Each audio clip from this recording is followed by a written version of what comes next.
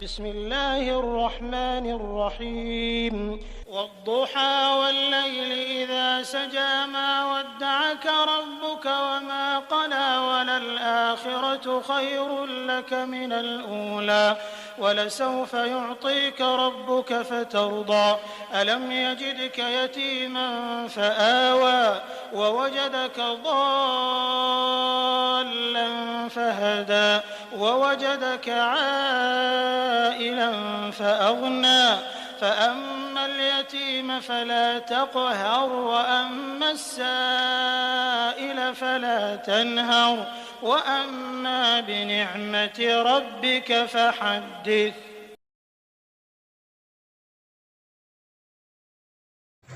اب میں دعوت دیتی ہوں محترمہ راحت عالم باجی صاحبہ کو کہ وہ سورہ ضحیٰ کی تفسیر بیان کریں۔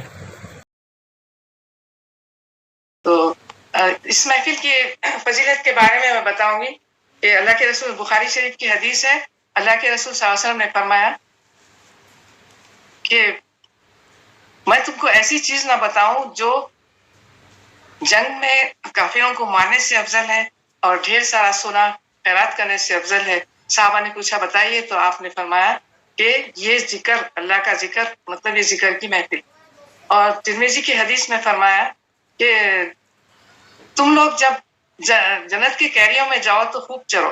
صحابہ نے پوچھا ہم کیسا جنت کی کیری میں جا سکتے ہیں؟ تو آپ نے فرمایا کہ یہ ذکر کی محفل ہے۔ اور ابو داؤد کی حدیث میں فرمایا کہ جو کوئی دینی علم حاصل کرنے کسی راستے پر چلتا ہے تو اللہ تعالیٰ جنت کا راستہ اس کے لیے آسان کر دیتے۔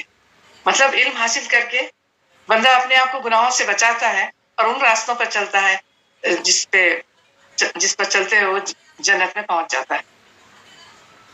اور آپ نے فرمایا کوئی مومن یا مومنہ اللہ کے خوف سے اللہ کی منع کی ہوئی چیزوں پر نظر نہیں ڈالتے ہیں تو اللہ تعالیٰ ان کے چہرے پہ نور عطا کرتے ہیں اور ایمان میں حلاوت پیدا کرتے ہیں۔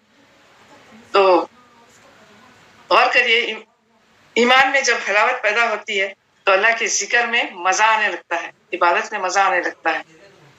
اللہ کی محبت دل میں پیدا کرنے کے لیے پہلے دل سے برے اخلاق کو نکالنا ہوگا اور دنیا کی محبت کو نکالنا ہوگا۔ اگر دنیا کی محبت کو نکالنا ہوگا، اب یہ خیال آئے گا کہ اتنی اچھی دنیا کو کیسا چھوڑا جائے۔ دنیا کو چھوڑنا تو دنیا کو چھوڑنا نہیں ہے، بلکہ اللہ کے رسول صلی اللہ علیہ وسلم نے فرمایا کہ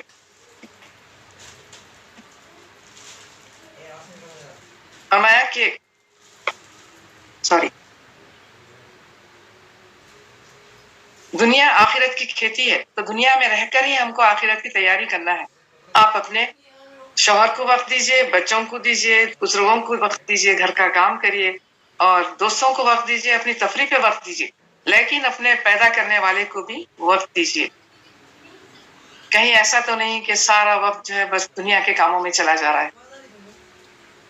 اللہ کے رسول صلی اللہ علیہ وسلم نے ترمذی کی حدیث میں فرمایا کہ تم موت کو اکثر یاد کرو، یہ تمہارے گناہوں کو ظاہر کرتی ہے اور دنیا سے بے رغبتی پیدا کرتی ہے۔ اگر تم کو معلوم ہوگا، آپ نے فرمایا، اگر تم کو معلوم ہوگا کہ مرنے کے بعد کیا ہوگا تو نہ تم رغبت سے کھانا کھاؤ گے نہ لذت سے پانی پیو گے۔ انسان کے ساتھ تین چیزیں رہتے ہیں، غور کریے سامعین، تین چیزیں رہتے ہیں: مال، اولاد اور اعمال۔ مال تو مرنے کے بعد گھر میں رہ جاتا ہے۔ ہمارا مال وہی ہے جو ہم زندگی میں اللہ کے راہ میں خرچ کرے تھے اور اپنے اوپر خرچ کیے، وہ مال ہمارا، اور جو ہے یہ وارثوں کا مال ہے۔ اور اولاد خبر تک آتی ہے۔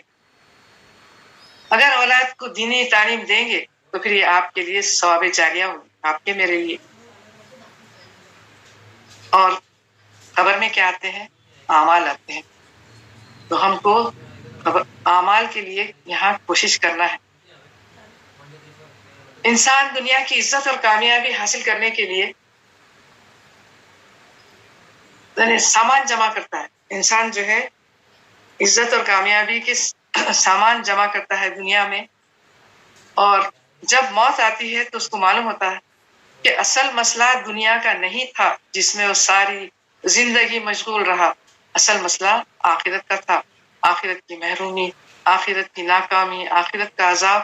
یہ ایسے مسائل ہے جس کے لیے ہم کو بے چین رہنا چاہیے. نہ یہ کہ دنیا میں مصروف ہے اور موت آنے پہ معلوم ہوگا کہ دنیا کی کامیابی کے بعد آخرت میں جگہ بنا لینے کے لیے کچھ نہیں. تو پیارے بہنوں اور پیارے بچوں، ابھی وقت ہے، ہمارے پاس سانس باقی ہے، جو بھی کرنا ہے ہم کر لیں. حضرت عبداللہ بن عمر فرمایا کرتے تھے کہ اگر تمہاری زندگی میں صبح آ جائے تو شام کا انتظار مت کرو، اور اگر تمہاری زندگی میں شام آ جائے تو صبح کا انتظار مت کرو. کیا معلوم یہ تمہاری زندگی کی آخری شام ہے نا؟ اللہ تعالیٰ بولنے والوں کو اور سننے والوں کو آخرت کی تیاری کرنے کی ہدایت دے. آمین یا رب العالمین. اب میں تلاوت کروں گی.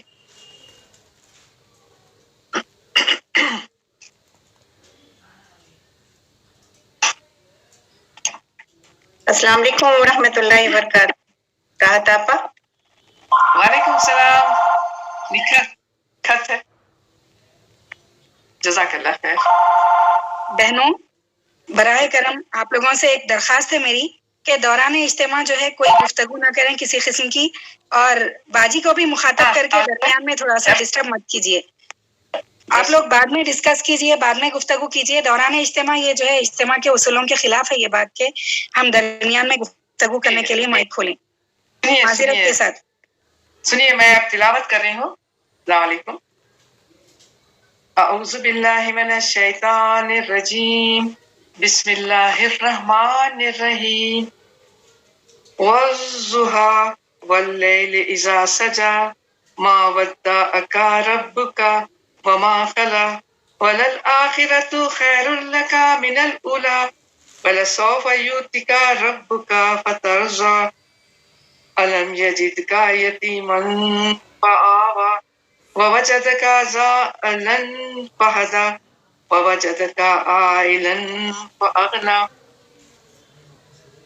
وأما اليتيم فلا تقهر وأما السائل فلا تنهر وأما بنعمة ربك فحدث.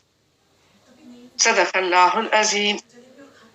میں یہاں پر ترجمہ روا پڑھوں گی، پھر ترجمہ اور تشریح ایک ساتھ کروں گی. قسم ہے دھوپ چڑھتے وقت کی اور رات کی جب چھا جائے، نہ رخصت کر دیا تجھ کو تیرے رب نے، نہ بیزار ہوا. البتہ پچھلی بہتر ہے تجھ کو پہلی سے، اور آگے دے گا تجھ کو تیرا رب، پھر تو راضی ہوگا. بھلا نہیں پایا تجھ کو یتیم، پھر جگہ دی، اور پایا پھر راہ سجائی، اور پایا تو بے پرواہ کر دیا. جزاک اللہ. وعلیکم السلام. چلیے درس سنیے. سو جو یتیم ہو اس کو مت ڈانٹ، اور جو مانگتا ہو اس کو مت جھڑک. تو هل لك سر عند الله بينك أنت وبين الله هل لك صدق. میٹنگ اور شروع مفسرین کی روایت سے ہے کہ جبریل علیہ السلام نے بہت دنوں تک وحی نہیں لائی تھی، تو آپ کہ مجھ سے کوئی قصور ہو گیا کیا، آپ کو پریشانی تھی. لیکن اللہ تعالیٰ نے آپ کو بتایا کہ یہ میں آگے کی آیت کا ترجمہ پڑھ رہی ہوں کہ 3 آیتیں ہیں. قسم ہے روز روشن کی اور رات کی جب وہ سکوت کے ساتھ طاری ہو جائے، تمہارے رب نے تمہیں ہرگز نہیں چھوڑا نہ ناراض ہوا. تو معزز سامعات، اس کی تشریح یہ ہے کہ والضحیٰ سے مراد روز روشن اور واللیل سے تو تاریک رات. اللہ تعالیٰ دونوں کی قسم کھا کر کہہ رہے ہیں کہ ہم نے آپ کو نہیں چھوڑا. مفسرین نے کہتے ہیں کہ یہ نبوت کے بعد بہت دنوں تک جبریل علیہ السلام نے وہی نہیں لائی تو آپ صلی اللہ علیہ وسلم پریشان تھے، اور کہ ایک پریشان تھے اور ایک جو ہے یہ مکہ آپ تانے دے رہے تھے کہ اللہ تعالیٰ نے ان کے محمد کو چھوڑ دیا ہے. اس پر یہ صورت نازل ہوئی. اللہ تعالیٰ نے تسلی دیتے ہوئے روز روشن کی اور تاریک رات کی قسم کھا کے کہا، اے محمد صلی اللہ علیہ وسلم آپ اطمینان رکھیے، ہم آپ کو نہ چھوڑے ہیں نہ آپ سے بیزار ہے. یہ دشمن آپ کے تانے دیتے ہیں، ان کی باتوں کا خیال مت کریے، اور جیسا صبح ہوتی ہے تو سورج نکلتا ہے، سارا عالم روشن ہوتا ہے، اسی طرح جب رات ہوتی ہے تو ساری کائنات اندھیری ہو جاتی ہے. اسی طرح اگر آپ پر وحی کی تیز روشنی بار بار پڑتی تو آپ کے اعصاب اس کو برداشت کرنے نہیں کر سکتے. اس لیے وقفہ دیا گیا ہے تاکہ آپ کو آرام ہو، اور آپ کے اعصاب جو ہے وہی آپ کا دل وہی کے بھاری وزن کو اٹھانے کے قابل ہو جائے. آپ لوگوں کو تو معلوم ہے کہ وہی آنے کے وقت حضور صلی اللہ علیہ وسلم پر کیسی کیفیت ہوتی تھی. آپ حضرت عائشہ صدیقہ رضی اللہ تعالیٰ عنہ فرماتی ہیں کہ سردیوں میں بھی آپ کو پسینہ آتا تھا. اور حضرت زید بن حارث کہتے ہیں کہ میں ایک دفعہ حضور صلی اللہ علیہ وسلم کے پاس بیٹھا ہوا تھا، ان کا زانو میرے زانوں پر تھا، تو جب آپ پہ وحی نازل ہو رہی تھی تو میرا ایسا لگتا تھا کہ میرا پیر ٹوٹ جائیں گا. اور سورہ توبہ جب نازل ہوئی تو آپ صلی اللہ علیہ وسلم اونٹنی پہ بیٹھے ہوئے تھے اور حضرت اسماء اس کی نکیل تھامے ہوئے تھے. حضرت اسماء کہتی ہیں کہ جب وحی نازل ہو رہی تھی تو ایسا لگتا تھا کہ مارے بوجھ کے اونٹنی کے پھسلیاں ٹوٹ جائیں گی. اور آپ کو مطلب گھبراہٹ بھی ہوتی تھی. سورہ مدثر میں ہے کہ جب ایک دفعہ آپ جا رہے تھے تو آسمان پر نظر پڑی تو حضرت جبریل علیہ السلام کرسی پہ بیٹھے ہوئے دیکھے اور آ کر کہنے لگے، گھبرا گئے اور آ کے کہنے لگے خدیجہ کبریٰ سے کہ مجھے چادر اڑاؤ. اور اللہ تعالیٰ نے قرآن کی وزن تاثیر، زبردست تاثیر کے بارے میں سورہ حشر کی 21ویں آیت میں فرمایا، بسم اللہ الرحمن الرحیم، لو انزلنا ھذا قرآن علی جبل، اگر ہم قرآن کو پہاڑ پر نازل کرتے، لرأیتہ خاشعا متصدعا من خشیۃ اللہ، آپ دیکھتے کہ ہمارے مطلب خشیت الہی سے پہاڑ ہٹ جاتا. مطلب یہ کہ اگر پہاڑ میں قرآن کا سمجھنے کا مادہ ہوتا تو وہ اللہ کے خوف سے اور خشیت الہی سے ہٹ جاتا تھا. یہ اللہ تعالیٰ مثال کے طور پر بتا رہے ہیں کہ لوگ جو ہے قرآن کی تاثیر کو اور اس کا اثر قبول کرے.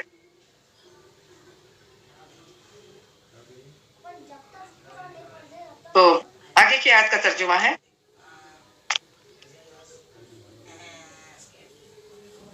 نمبر 4 ہے، اور یقیناً تمہارے لیے بعد کا دور پہلے کے دور سے بہتر ہوگا. تو سامعین، یہ خوشخبری اس وقت ملی آپ صلی اللہ علیہ وسلم کے ساتھ صرف مٹھی بھر مسلمان تھے اور ساری قوم مخالف تھی اور کامیابی کے کوئی آثار نظر نہیں آ رہے تھے. تو ایسے میں اللہ تعالیٰ نے آپ کو خوشخبری دی. اور یہ حالت تھی کہ مکے میں قرآن کی جو یعنی قرآن کی جو شمع ہے وہ ٹمٹما رہی تھی اور اس کو بجھانے کئی طوفان اٹھ رہے تھے. تو اس وقت اللہ تعالیٰ نے آپ کو تسلی دی کہ دیکھیے یہ ابتدائی تبلیغ کے مشکلات سے پریشان نہ ہو، اس کے بعد جو بھی دور آئے گا وہ اس سے بہتر ہوگا اور ہم آپ کی طاقت بڑھائیں گے، قوت بڑھائیں گے، آپ کی شان و شوکت میں اضافہ کریں گے. تو اور اضافہ کریں گے. تو پھر آگے جو ہے یہ امام رازی اور طبرانی سے عبداللہ بن عباس روایت کرتے ہیں کہ اللہ کے رسول صلی اللہ علیہ وسلم نے فرمایا، مجھے وہ فتوحات میرے سامنے پیش کی گئیں वो फतूहात मेरे सामने पेश की गई जो मेरी उम्मत को मिलने वाले हैं, तो मैं सुन के बहुत खुश हो गया। आपको जिंदगी में भी बता दिए थे। तो आगे की आयत का तर्जुमा है नंबर 5, और अल करीब तुम्हारा रब तुमको इतना देगा तुम खुश हो जाओगे। यानी इसकी तशरीह है कि अगर से देने में देर लगेगी लेकिन वो वक्त दूर नहीं जब आपका रब आप पर अपनी नेमत बख्शिशों की बारिश करेगा और आप बहुत खुश होंगे। और ये वादा जो है हुजूर की जिंदगी में पूरा हुआ। वो इस तरह कि मुल्क अरब के सवाहिल से जुनूब से लेके शुमाल तक, सल्तनत रोम की शामी सरहदों तक और सल्तनत फारिस की इराकी सरहदों तक का इलाका आपके कब्जे में आ गया, और मशरिक में खलीज फारिस से लेकर मगरिब में बहर अहमर तक का इलाका आपके ज़ेरे लगी हो गया। और यानी ला इलाहा इल्लल्लाह की गूंज से सारा शहर गूंज उठा। उन लोगों के दिल ही नहीं, सिर्फ सर ही नहीं झुके थे बल्कि उनके दिल भी मुसखर हो गए थे। तो वो इसलिए कि इन लोगों में अखलाक और इल्म वगैरह सब में जो है एक इनकलाब अजीम बर्पा हो गया था।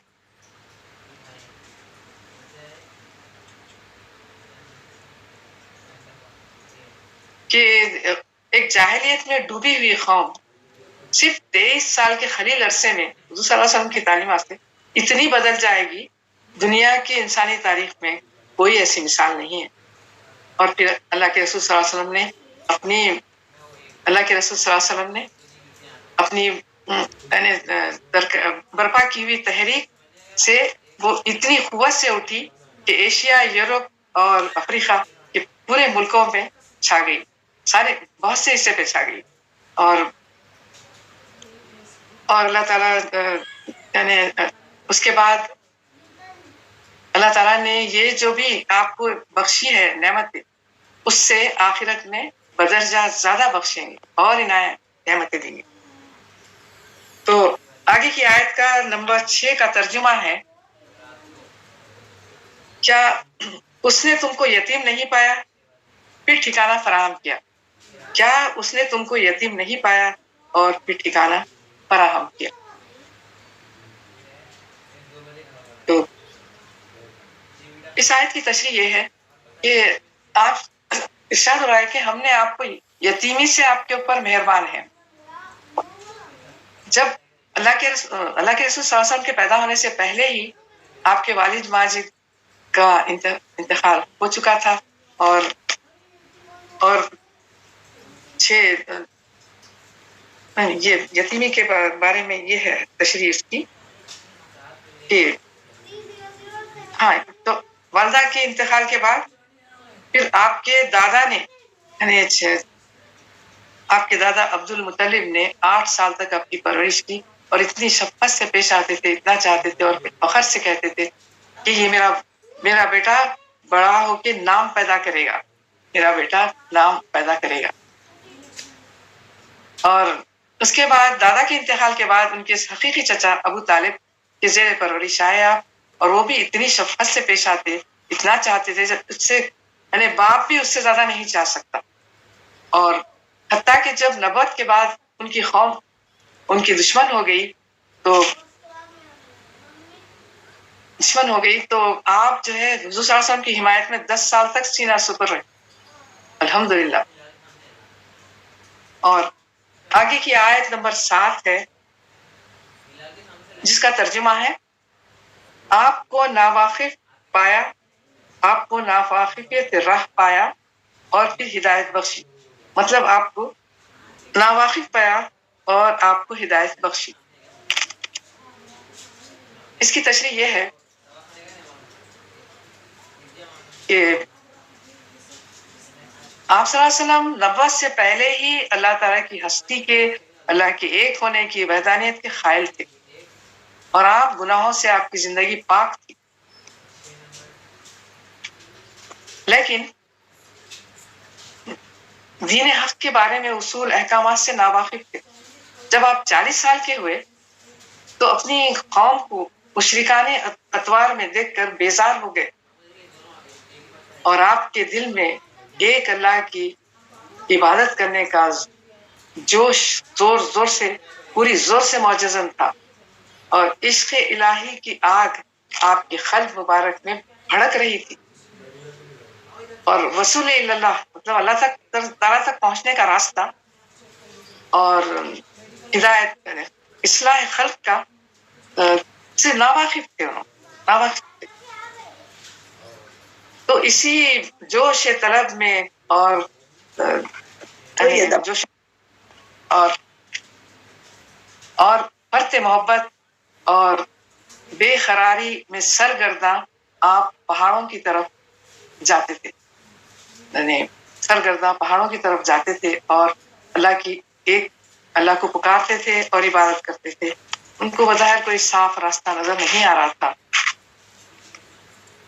تو اللہ تعالیٰ جو ہے آپ کے پاس وہی بھیجے جبریل علیہ السلام کے ساتھ کہ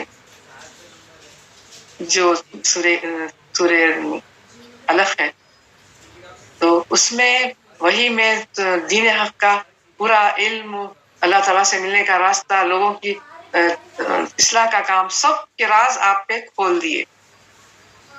تو سورہ علق میں ہے کہ آپ صلی اللہ علیہ وسلم کے پاس جبریل علیہ السلام غار میں آئے اور آ کر کہا اقرا، پڑھیے.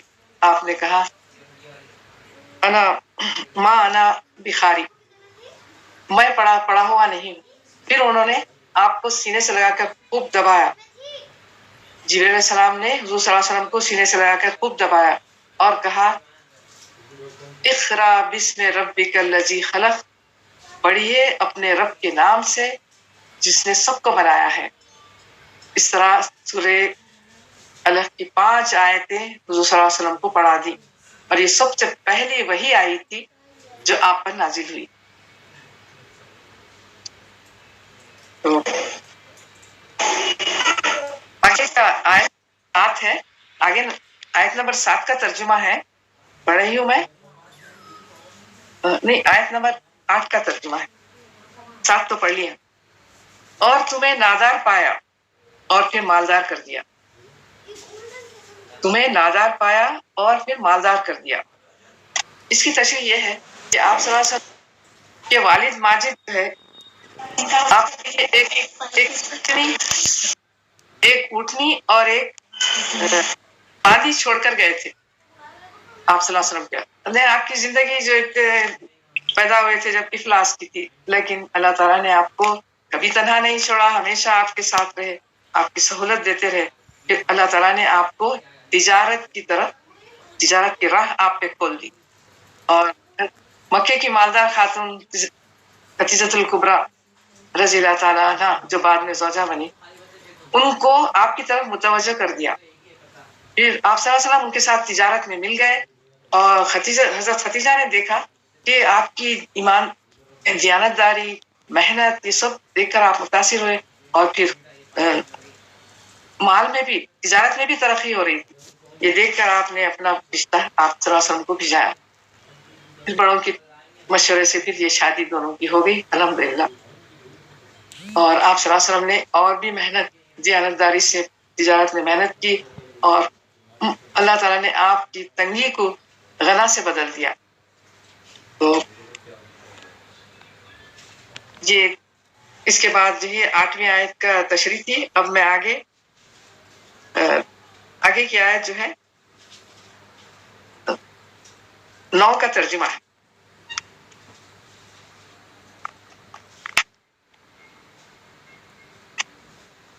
اس کا ترجمہ یہ ہے لہذا یتیم پر سختی نہ کرو، لہذا یتیم پہ سختی نہ کرو. مطلب یہ کہ چونکہ تم یتیم رہ چکے تھے اور تم کو یتیمی کی زندگی کیسی ہے معلوم ہے، لیکن اللہ تعالیٰ نے تم پر فضل کیا، آپ پر فضل کیا اور آپ کی یتیمی کے وقت آپ کی بہترین دستگیری کی. تو اب اللہ کے اس احسان کا شکرانہ یہ ہے کہ آپ یتیموں کے ساتھ اچھا سلوک کریے आपके हाथ से यतीमों को कोई तकलीफ ना पहुंचे। प्यारी बहनों और प्यारे बच्चों, आप लोगों को मालूम है हुज़ूर सल्लल्लाहु अलैहि वसल्लम ने यतीमों के साथ कैसा वो किया, सुलूक किया। तो बुखारी शरीफ की हदीस में हमारे रसूल अकरम सल्लल्लाहु अलैहि वसल्लम फरमाते हैं कि दो आदमी पर रश्क कर सकते, हसद कर सकते। एक के पास इल्म है, दीनी इल्म, और वो सबको पहुंचा रहा है, और दूसरे के पास माल है, वो माल जो है उन्हें अपने यानी लोगों को दे रहा है, मुस्तहिक लोगों। तो सोच के देखिए प्यारे बच्चों, ये जो है ये माल अल्लाह ताला ने अगर हमको दिया है तो हम उसको दिल खोल के सदका करें, दिल खोल कर सदका करें। और ये माल जो है सदका करें इसलिए कि अल्लाह ताला को वही लोग पसंद है जो उसके बंदों को नफा पहुंचाते। और ये जो माल है ना हमारे पास अल्लाह की अमानत है, उसको अल्लाह की मर्जी पे खर्च करना है, ये शुक्राना है, खाली जबान से शुक्र नहीं अदा करना। और अल्लाह ताला ने जो जिस्मानी नेमतें दी है उसको भी अल्लाह की मर्जी के मुताबिक खर्च करना, इस्तेमाल करना। जबान से ना कुरान पढ़ना, दीन की बातें बोलना, ना आंखों से अच्छे अल्लाह ताला की इल्म के लिए मुताला करना, और जबान से अच्छी तबलीग के काम करना और सही बात करना, लोगों को नसीहत करना, और सब चीजें हैं इस अल्लाह ताला की नेमतों में। तो अल्लाह ताला ने जो माल हमको दिया है उसमें से हम अल्लाह के मुस्तहिक बंदों को दे। और ये माल जो है हमसे बहुत जल्द जुदा होने वाला है, मरते ही पारिसों का हो जाता। उसके बाद एक हदीस में अल्लाह के रसूल सल्लल्लाहु अलैहि वसल्लम फरमाते हैं कि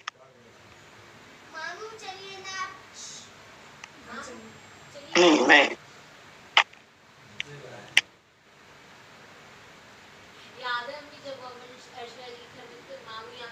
अल्लाह के रसूल सल्लल्लाहु अलैहि वसल्लम फरमाते हैं कि तुम लोग गरीबों से जान पहचान रखो, मिस्किनों के साथ एहसान किया करो। साहबा ने पूछा कैसा, मतलब और उनके पास बड़ी दौलत है, आपने फरमाया उनसे ताल्लुकात अच्छे रखो, उनके पास बड़ी दौलत है। साहबा ने पूछा क्या दौलत है, तो आपने कहा क़यामत में उनसे कहा जाएगा कि जिसने तुमको रोटी का टुकड़ा खिलाया था, एक गिलास पानी पिलाया था या एक कपड़ा पहनाया था, उसका हाथ पकड़ो और जन्नत में दाखिल कर दो। अल्हम्दुलिल्लाह। तो ये यानी गौर करके देखिए, यहाँ पर किसी की मदद करना अपनी खुद मदद करने के बराबर है। यहाँ थोड़ा देना होगा, वहां पर पहाड़ों के बराबर अजर मिलेगा। कुरान में बार बार तंबीह की जा रही है कि आज खर्च करने का दिन है, खर्च कर लो। और आप सल्लल्लाहु अलैहि वसल्लम ने फरमाया अल्लाह की राह में जो माल दिया जाता है वो इस तरह बढ़ता है जैसा एक ऊंट को छोटा सा बच्चा पैदा होता है, बढ़ते बढ़ते बड़ा ऊंट बन जाता है। अल्हम्दुलिल्लाह। और प्यारे बच्चों, ये माल जो अल्लाह ताला ने हमको दिया है, अगर हम उसको सारा का सारा खर्च कर लें तो क़यामत में जवाब देना पड़ेगा। बुखारी शरीफ की हदीस है, अदी बिन अमीन से रिवायत है कि अल्लाह ताला फरमाया, रसूल अकरम सल्लल्लाहु अलैहि वसल्लम ने, अल्लाह ताला क़यामत में रास तुमसे सवाल करेगा, क्या मेरे पैगंबर नहीं आए थे? क्या मैंने तुमको जरूरत से ज्यादा माल नहीं दिया था? फिर तुमने क्या किया? बंदा देखेगा तो कुछ नजर नहीं आएगा, फिर देखेगा तो आग उसका इस्तेमाल करेगी। जो आपने फरमाया अगर उस आग से बचना चाहते हो तो फिर यहाँ पर सदका करो, यहाँ पर सदका करो जी। और आगे की आयत का तर्जुमा है, यतीम के बारे में 9 आयत नंबर 9 है कि तुम यतीम पर सख्ती मत करो, इसके बारे में।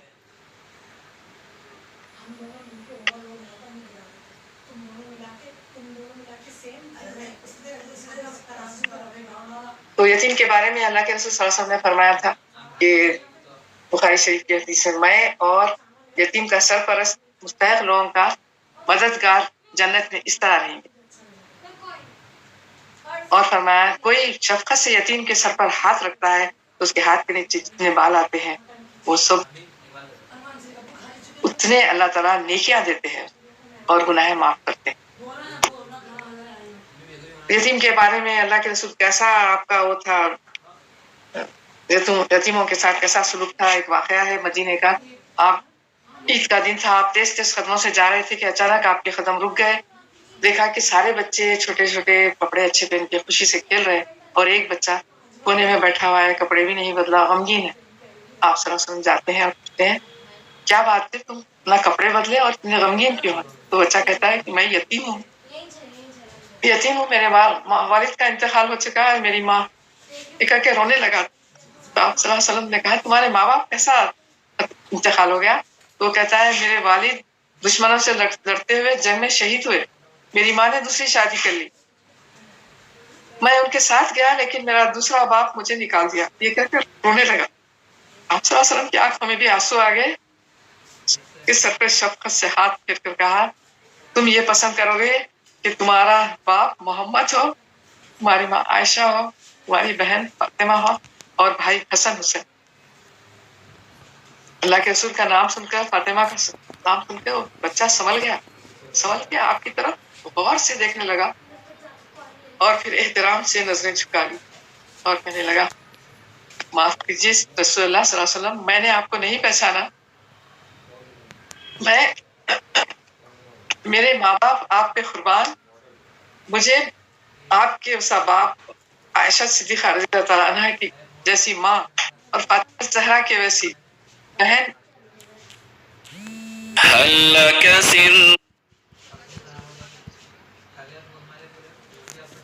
और मैं आपको कभी तकलीफ नहीं दूंगा और आपकी खिदमत करूंगा। फिर आप सल्लल्लाहु अलैहि वसल्लम ने हाथ पकड़ के अपने घर ले गए और बीबी आयशा से कहा देखो आयशा, आज के दिन अल्लाह ने हमको एक बेटा दिया है, इसको नहलाओ, कपड़े पहनाओ अच्छे और कुछ खिलाओ। तो ये आयशा सिद्दीक़ा के चेहरे पे मसरत की लहर दौड़ गई।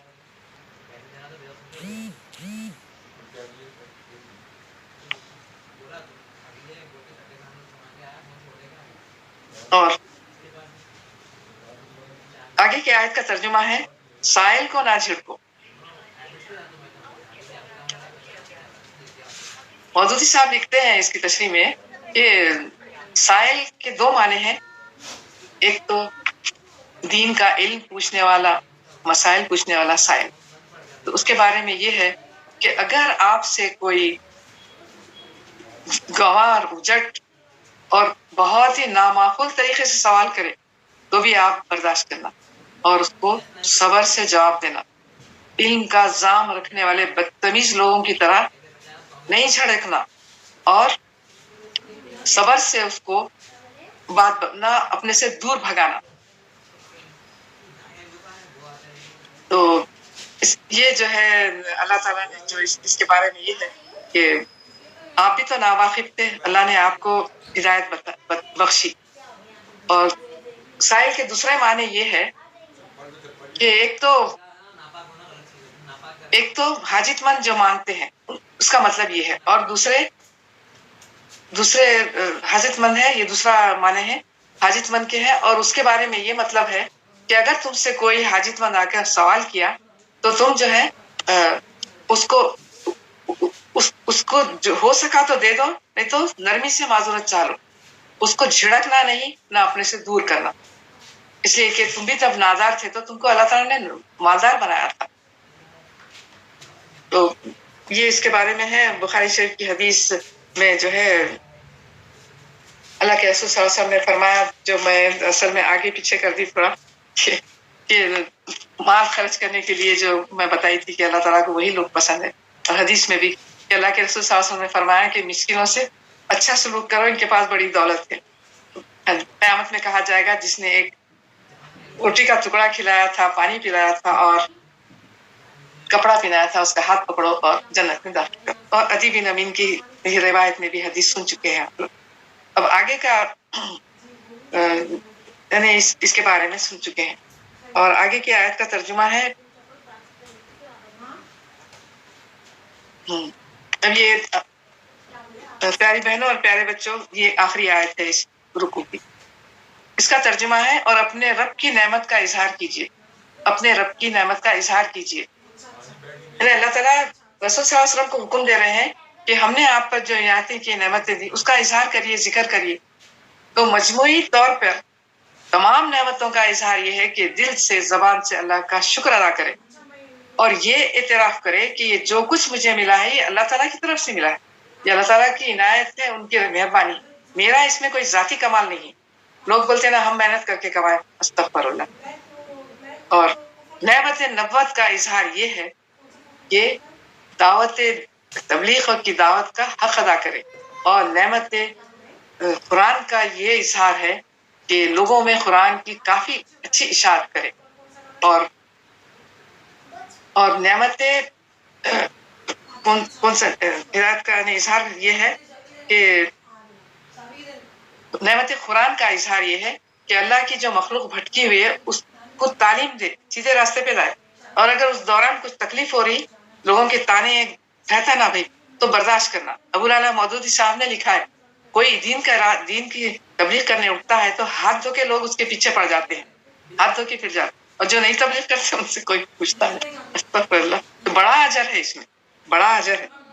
तो और यतीमी में जो दस्तगीरी किए थे उसके एहसान का इजहार ये है कि यतीमों का ख्याल रखो, और नादारी में जब तुमको मालदार किए थे उसमें ये है कि तुम जो भी दौलत मिली वो अल्लाह ताला को उसके अल्लाह के अपने रिश्तेदार मुस्तहिक और अल्लाह के नेक बंदों पर उस पर खर्च करे।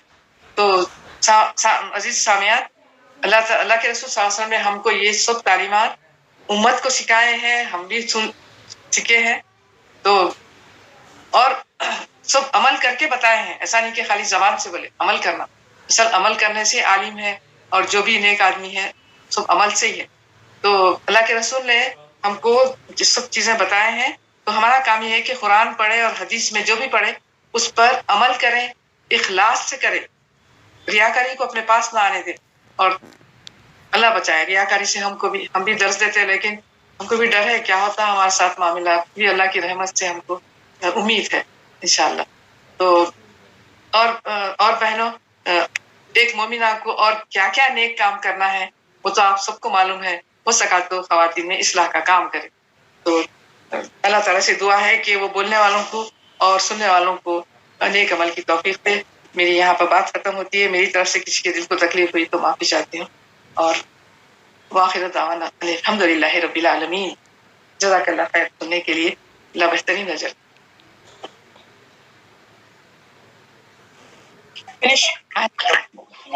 जज़ाकल्लाह खैर बाजी, माशाअल्लाह, सुभान अल्लाह।